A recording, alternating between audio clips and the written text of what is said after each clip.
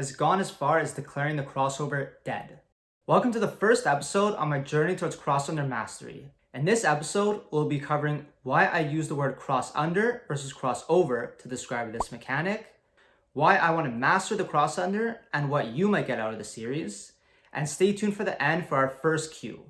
Let's not waste any time and get into why I use the term CrossUNDER versus CrossOVER. Well, there's three reasons. The first is the look-feel paradox, which means something looks one way but feels another way. In the case of the crossover, it looks like the leg is crossing over, but it should feel like you are crossing under. And we'll get into exactly what that means with this Braden Point clip here. First, if we pause at the end of the crossover, his foot that was in back is now crossed over his foot that was in front, hence the name crossover. But let's rewind and see how he got there. So at the start of the crossover, his front foot is about right under the midline of his body. If he were to cross this leg over, he would have to bring his back foot across the midline to the other side. But that's not what we see. Instead, his front foot works under his body and his back foot simply steps in front. And that's what gives him the look of a crossover, but he got there by crossing under. Hence, we have this paradox. In addition, if we isolate the back leg and strictly focus our attention on it, there's no exaggerated step over. It's more of a tiny step in front and it stays very low to the ice.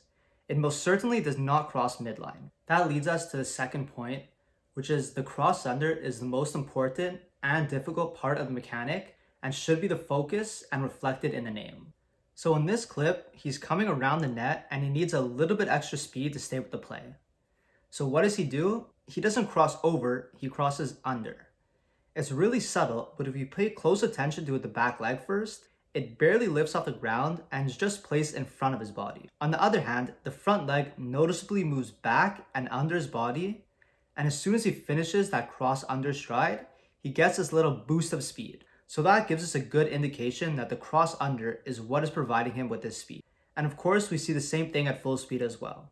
And what we see is that he covers more distance with the cross under stride versus the crossover.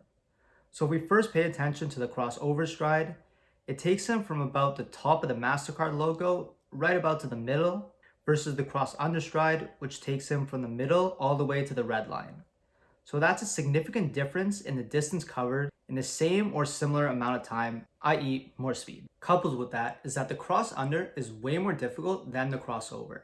It requires you being very comfortable on your outside edge and being able to lean to the outside of your body, which is a lot more challenging.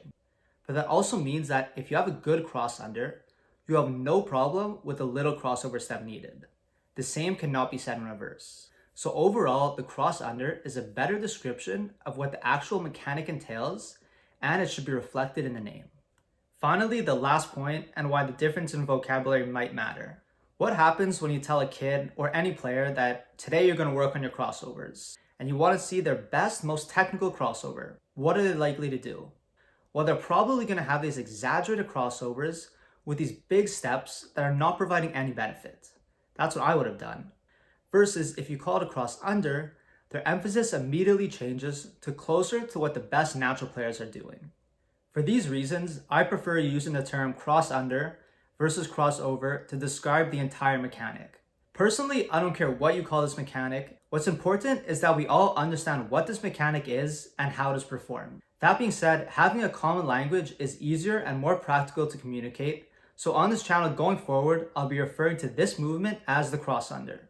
Now that we got that out of the way, let's get into the series starting with why I want to master the cross under and what may be in it for you. Well, the cross under is a mechanic that has plagued me and I'm sure a lot of you for a long time. I have this love-hate relationship. I love the idea of being able to fly and wheel like McDavid out there, but I hate the fact that I can't and I've struggled to improve it.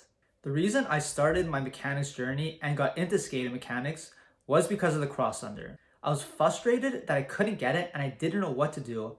I'm sure a lot of you can relate to that. For me, it was the forehand side. All I wanted to do was be as comfortable crossing under on my forehand side as my backhand side, but I just couldn't get it. I didn't know what to do. I scavenged the internet, watching all the how-to cross under videos under the sun, but nothing seemed to do the trick. I had breakthroughs that inevitably fell flat, and I was extremely lost until I found Train 2.0. I joined in the hopes that they'll have something, anything that could help me with my CrossUnders, and the rest is history. Now that I have a pretty good understanding of the mechanic and help from Coach Frank at Train 2.0, along with everyone at Train 2.0, it's time to execute, which is always the hardest part. And I'll be sharing all my insights and tips that I come across so you can improve or help others improve their CrossUnders and not feel so lost with this challenging and complex mechanic. Which leads us to the first cue of the series. It's not a fancy cue, nor is it even specifically related to the CrossUnder, but it is really important as it's the main posture cue we use at Train 2.0, which is the Crosby Crevice. I have a quick short that goes into more detail on the Crosby Crevice. The link will also be in the description, and feel free to check out the comment section on that video for more detailed information as well. The Crosby Crevice is the spot right here, tight between your torso and waist at your hip.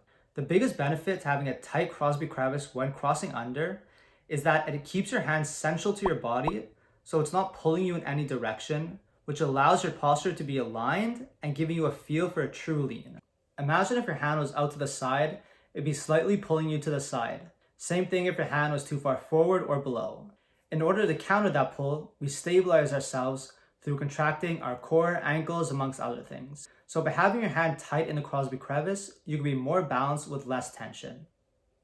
The best place to work on your Crosby Crevice would be stick handling, and I recommend you do it either in front of a mirror or film yourself so you can get direct feedback to improve. Now let's take a look at my execution on the Crosby Crevice. Let's start with my backhand. My crevice looks pretty good, but I do think it could be improved a bit. I see my hand is drifting forward a bit, especially near the end. That's not awful, since if I was stick handling, I probably would do that anyways, but it is something to tidy up. Looking at my forehand side, which is my weaker side, I also got a good crevice. The hand is tight to my body. One thing I am noticing though is that my bottom hand is very far away, and I think that may be adding unnecessary tension in my system. So that's something to look into. My overall execution on the Crosby Crevice is an 8 out of 10, so I'm ready to move on, and next episode we'll get a brand new cue. The Crosby Crevice is a really important cue, but it's not the root of my problems, and it's likely not the root of your problems as well. But it is the starting point that makes working on every other mechanic that much easier. If your posture is good, it will set you up for success, and everything else will come much more naturally. My biggest problems that I foresee is shin angle, which means getting the knee forward in front of the toe, and rockering and slicing the ice with the toe of the skate. But we'll get to all that eventually. The first thing is always addressing posture. That's why it's my first cue, and it's the first cue that you should work on or teach as well. That concludes the first episode. Don't worry if this cue didn't satisfy you. As the series progresses, we'll get into more detailed and advanced explanation and breakdowns. If you like this video, drop a like and consider subscribing to follow along. Life worth living is a life with meaning. I'll do what I love till my heart stops beating.